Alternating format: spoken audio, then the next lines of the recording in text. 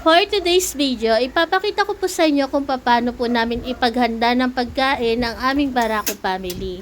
Kung ano po ba yung mga pinapaulam po namin sa kanila, kung may lasa po ba, kung maaalat o hindi. Kaya po muli ko pong ipapakita sa inyo kung paano po ang paraan ng pagluluto namin sa kanila para po mabawasan ng mga haka-haka po na kung ano-ano yung pinapakain namin sa kanila. Kaya ito po, nagsalang na po ako ng kawali. Nilagyan ko po ng kaunting mantika. Tapos ayan po, inilagay ko na rin po yung kaunting giniling. Bali po sa ngayon, less meat na po sila. Hindi na po namin dinadamihan ng kanilang meat kasi po nakakasama rin po pala pag sobra-sobra sa meat ang mga alaga natin. Nakakasama din sa kanilang kidney. Kaya ayan po, ganyan po karami yung kanilang giniling na nilagay ko. Bali, niluluto-luto ko lang po yung giniling hanggang sa mag-brown po yung kulay niya. Ayan, gisa-gisa lang po, halo-halo ng kaunti. Wala po yan sibuyas, walang bawang, walang kahit na ano po, wala. Ayan, basta konting mantika lang po, nagtubig lang siya kaya parang marami. Kaunti lang po yung mantikang nilagay ko. Ayan, natuyo na po yung tubig. Kaya naman po ilalagay na po natin yung kanilang gulay. More on veggies na po sila. Total po, kumakain naman po sila ng gulay, kaya po, mas dinamihan na po namin ng gulay kesa po sa meat. Ayan, makikita nyo po, ang kanila pong gulay for today ay repolyo na may carrots at okra. Ayan, halo-halo lang po ng konti, tapos hahaluan din po natin siya ng tubig. Halu-haluin ko po muna tong gulay na to habang nire-ready pa po ni Papa Fernan ang tubig na ilalagay po dito. At syempre po, tubig lang po ang ilalagay namin. Wala po kaming ilalagay dyan na asin. At lalong-lalo na po, wala pong betchin. Never pa po kaming nagpakain sa mga alaga po namin na may betchin. Hindi po sila nakakatikim ng chichirya. At lalong-lalo na po sa ulam, wala po talagang betchin kaming nilalagay.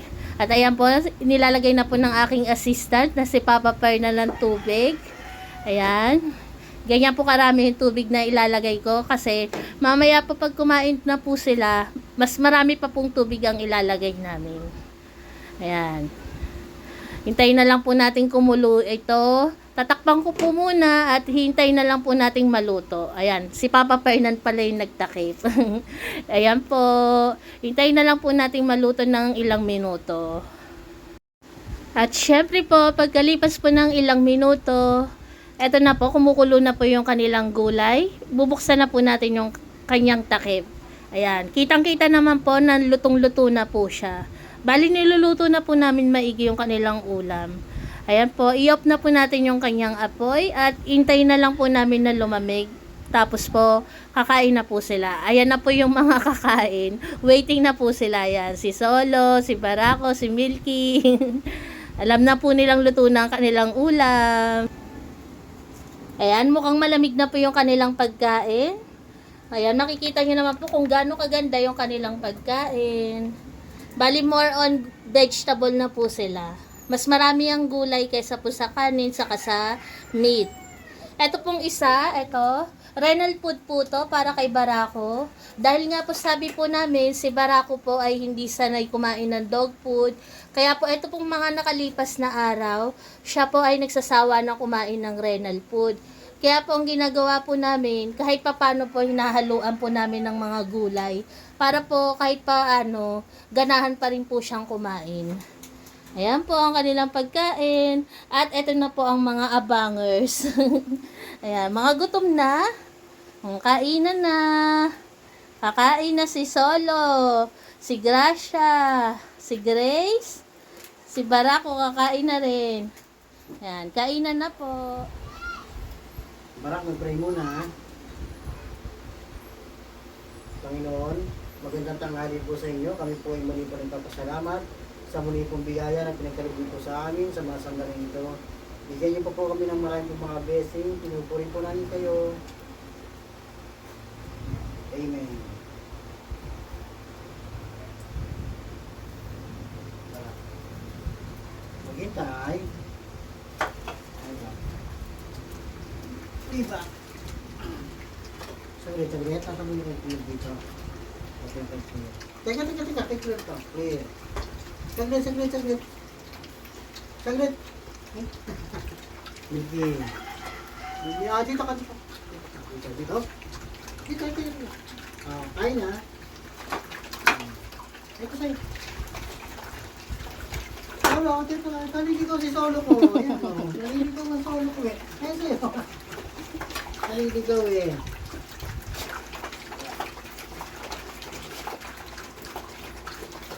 Yung pagkain ni Copper, nabawasan na ni, ni Grace.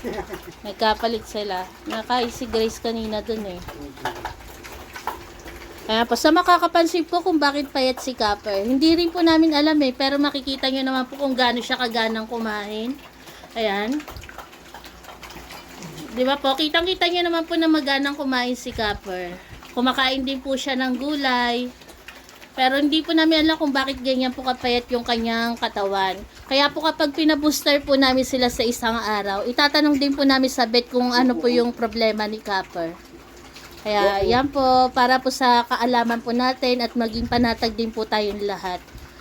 Kasi po sa isang araw po, ipapabooster po namin sila. Solo, hindi yung sa'yo. Ikaw po yan eh. Kita-kita nyo naman po, oh. Magana siyang kumain. Lahat po sila.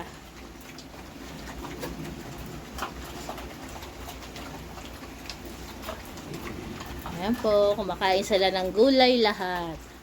Si Barako po, ayun, renal food po yung kanya. Solo. At ang dalawang makulit, karga-karga na kanilang Papa Fernan. Ang pinakamakulit po sa kanila si Lips. Kasi kahit sawayin si Lips, ayaw magpasaway, salo ng salo. Eh, nagagalit naman po si Barako pag sumasalo sa kanya. Nakukulitan si Barako kay Lips. Kaya po ang ginagawa ni Papa Fernan, kinakarga na lang si Lips. Solo. Bibi! Solo! Solo. Si Solo naman ngayon ang makulit to.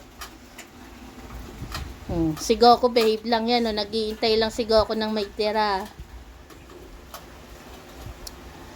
Ayan po, kitang-kita niyo naman po kung sino yung mabilis kumain at sino yung mabagal. Si Janelle po talagang mabagal siyang kumain. Si Barako mabagal din pong kumain. Ayan.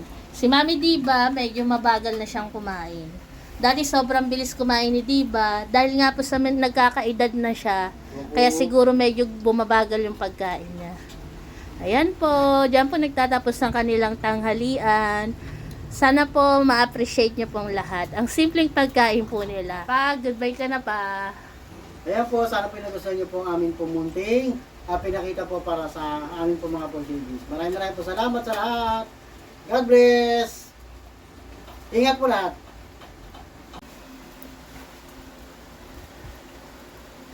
Kapar, usog ka dyan. Binipicture natin ng kuya.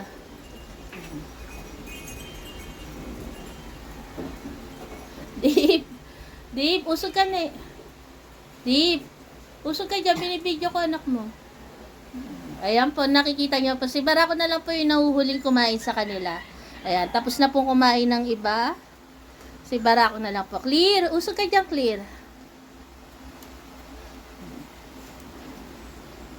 Si Barako sa kasi Janelle na lang po yung natitirang kumakain. Mabagal lang po talaga kumain si Janelle. Ganon din po si Barako. Clear. Usog ka dyan, Clear. Hindi makita ang kuya.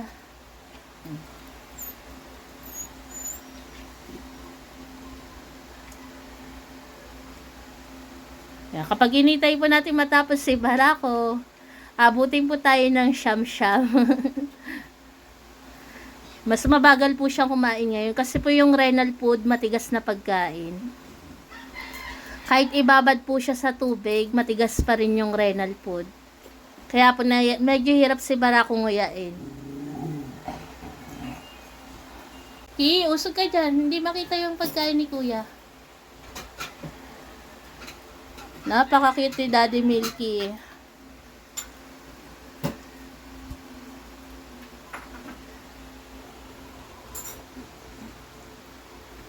Ayan po, at least pa nakita niyo po na kumakain si Barako. Uubusin niya po yan, mabagal lang talagang kumain. Gawa nga po ng matigas yung renal food.